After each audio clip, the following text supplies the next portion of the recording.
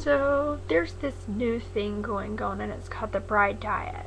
And for the bride diet, people are getting NG tubes, which is a feeding tube, so that they can lose the weight that they want to lose before getting married. Not saying this person even needs to lose weight, but they want to so they can fit in their wedding dress. And some doctor came up with this great idea that it should be allowed if they want to lose like 5-10 pounds. How could it hurt? But it can hurt. It is absolutely 100% not normal. I mean, that's like saying that a girl who goes to the toilet or a guy who goes to the toilet and throws up everything after they finish eating is normal. That's like saying it's perfectly okay to just like starve yourself. Here, just go ahead and starve yourself. There's girls with eating disorders every single day that battle and fight just so they do not have to get an NG tube put in. And these people are asking for it.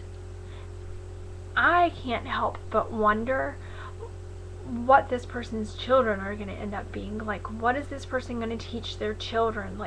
We don't need the media or anything like that to teach us stuff whenever we have everything else around us showing,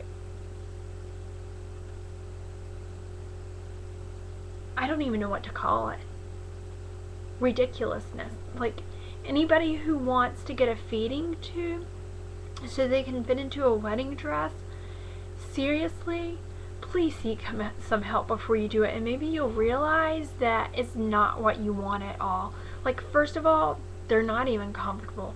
Second of all, you're taking a step so close to the world of eating disorders that it's not even funny. Actually, I myself personally would say that the chances of somebody who makes this choice going out of that behavior and not having an eating disorder are not very much. It is addictive, whether you think it would be or whether you would want it to be or whatever or not. There are people who have had eating disorders that get NG tubes and eventually their body doesn't want to take in the food that they try to eat. And that's what you could be asking for. This isn't a game. NG tubes are made to give people's body nourishment who need nourishment.